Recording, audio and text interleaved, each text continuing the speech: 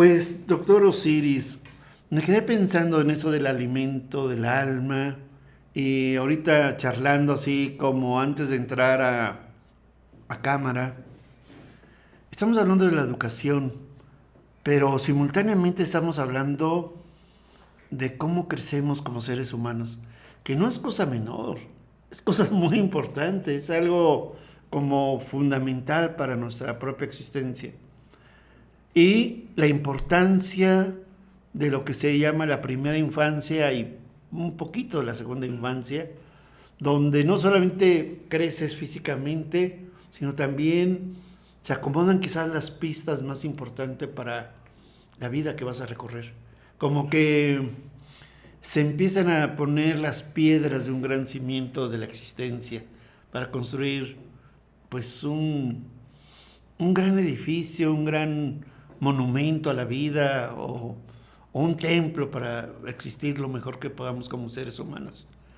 Educarnos y crecer es algo importantísimo, sobre todo que siendo criaturitas de entre 0 y 7 años, tan sensibles, tan maleables y tan conducibles amorosamente, si es que se puede, ¿no? Así que, ¿qué podríamos decir? ¿Qué podría ser lo más representativo para que este crecimiento o esta educación nos dé este bello templo hacia la vida, que es la vida misma? Bueno, es bien interesante tratar de entender cómo los seres humanos desde que nacemos ya tenemos un programa que nos hace que nosotros estemos al pendiente de cómo ir aprendiendo del medio ambiente lo que necesitamos. Y entonces, básicamente, los padres se vuelven el ejemplo, ¿sí? Y básicamente los niños son una esponja que están viendo lo que realmente está sucediendo. Posteriormente, después de ese ejemplo, que bueno, toda la vida van a ser ejemplo, sí, toda la vida en su coherencia interna van a ser ejemplo, pues llega el momento en que después llegan a ser los guías, que les van diciendo ya con palabras, ya cuando los niños ya después de 1 año y medio que empiezan a entender, ¿sí?, que ya les vas diciendo desde antes, incluso después del año, que empiezan a entender ya el significado de las cosas, papá y mamá con el ejemplo y con la guía de sus palabras, su bienestar en la vida, les van diciendo las pautas fundamentales de cómo funciona la vida, ¿sí? De todas maneras, hay otra función importante que tienen los padres, que también son autoridad. Entonces, no nada más son ejemplo, no nada más son guía, sino también son autoridad. Y todos los seres humanos necesitamos autoridad. Sí. Y esta autoridad es bien importante porque la autoridad es la que te dice hasta dónde están los límites, y los límites son importantes. Esto no quiere decir que no escuches. Esto no quiere decir que no veas a ese individuo, porque a veces estamos más preocupados por lo que no debe de hacer que por lo que realmente es la espontaneidad de ese niño, de disfrutar esa capacidad que tiene ese niño, de tener esta inocencia en una vida en la cual él explora y de la que si realmente no estás tan metido en tu propia mente, podrías a lo mejor disfrutar de eso, de entenderlo, de celebrarlo, de reírte. Claro. ¿Sí? No tan educastrador que usaste hace rato, sí, ese término. Que a final de cuentas, a veces, esta inocencia del niño la tenemos que aprender a respetar, porque al final del día, lo que hace rato tú me comentabas, pues al final del día él tiene que renacer a la vida, volviéndose él la fuente de su propia energía, sí, de su propio interés, de su propia capacidad de poder volverse a maravillar momento a momento de la vida, y no nada más vivir del trauma, vivir de los límites, vivir de los deberes. De los deberes, de quién soy yo, qué es una mujer, cómo se debe de comportar, cómo se debe de comportar un hombre, qué debe de decir, qué no debe de decir. No, sino de maravillarse realmente, de estar en el aquí y en el ahora, porque incluso las reglas van cambiando con el tiempo. Claro, claro. ¿Sí? Y las reglas sí nos ayudan a ponernos de acuerdo, pero van llegando el momento en que la flexibilidad para entender al otro, la flexibilidad para entenderte a ti, va haciendo que tú no vayas reprimiendo partes de lo que te hace vivir, de lo que te hace ser un ser humano. Y por lo tanto, empiezas también a entender que el otro es distinto a ti, que no tiene que ser igual que tú. Que te enriquece también esa diferencia, y que ¿no? esa diferencia es enriquecedora. Sí, sí, Y sí. que lo puedo ver desde el punto de vista moral, porque a mí mi familia me dijo que una persona no debe de ser de esta manera. Sí, estoy de acuerdo. ¿Hasta dónde?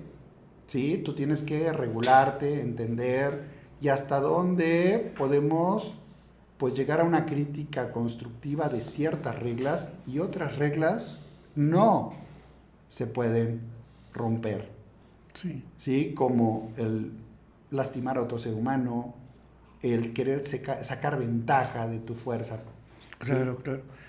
Me hiciste recordar un texto de Nietzsche que se llama El origen de la tragedia, donde habla de Apolinio, que es las formas rígidas de vivir, necesarias de disciplina que tenemos que tener, y la dimensión un poco dionisíaca, más lúdica, por decirlo así.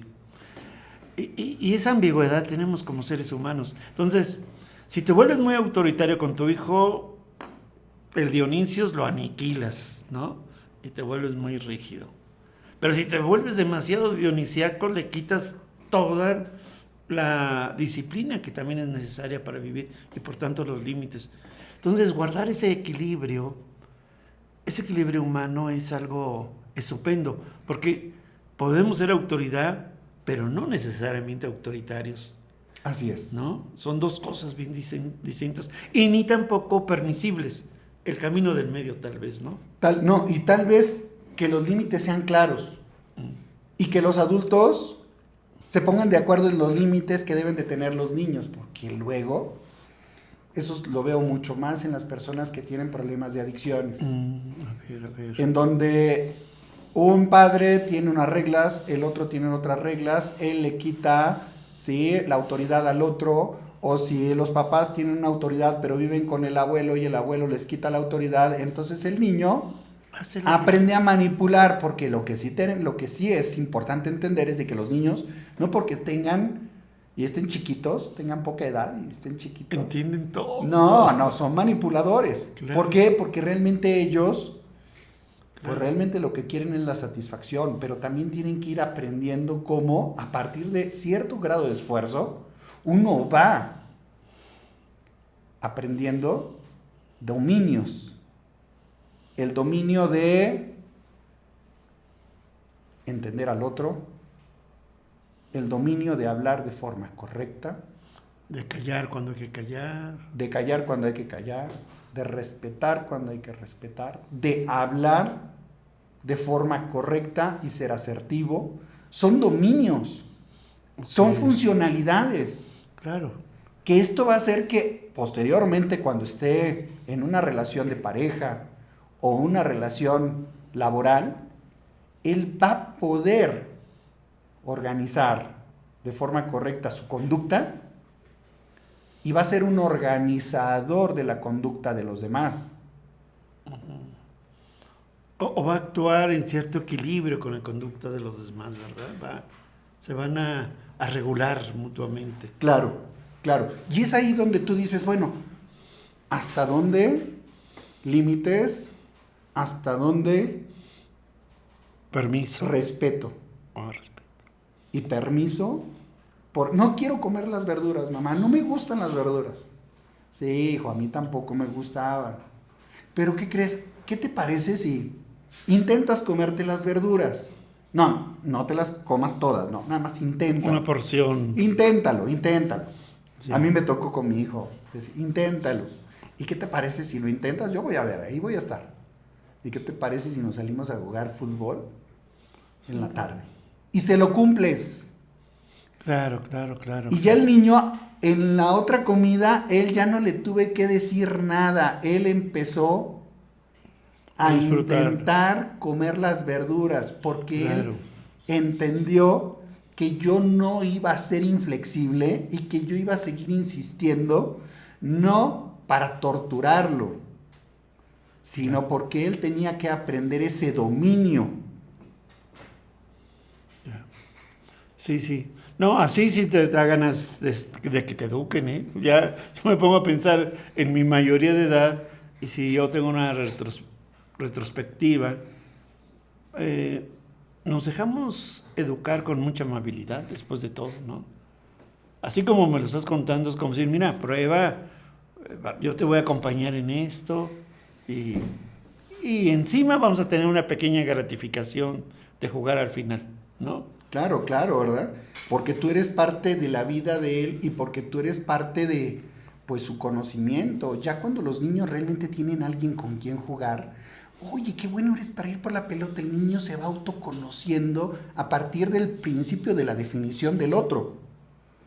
Pero ya después en su nuevo nacimiento, ya cuando él, más o menos como a los 4 años, que empieza la conciencia de una manera distinta, que él se ve distinto y donde realmente ha vivido con padres que le han podido respetar, que él no se quiere poner ciertas cosas, que no quiere hacer ciertas cosas y que no hay tanto problema si él no lo quiere hacer, pero hay otras cosas que sí tiene que hacer, pues entonces él se siente respetado y por lo tanto valorado también. Valorado y por lo tanto estimulado. Él va construyendo su yo y dice, de aquí puedo surgir, yo soy distinto a mi papá y yo soy distinto a mi mamá y puedo platicar con ellos. Yo soy este. Yo soy este. Sí, se afirma. Oye, el tiempo trae alas increíbles y apenas estamos saboreando el tema cuando le tenemos que poner pausa. Vamos a continuar, vamos a ver ahorita si seguimos charlando sobre el mismo tema, pero a mí ha sido un tema muy enriquecedor. Lo estoy asimilando para bien. Muchas gracias. Gracias, doctor Osiris. Gracias, Armando.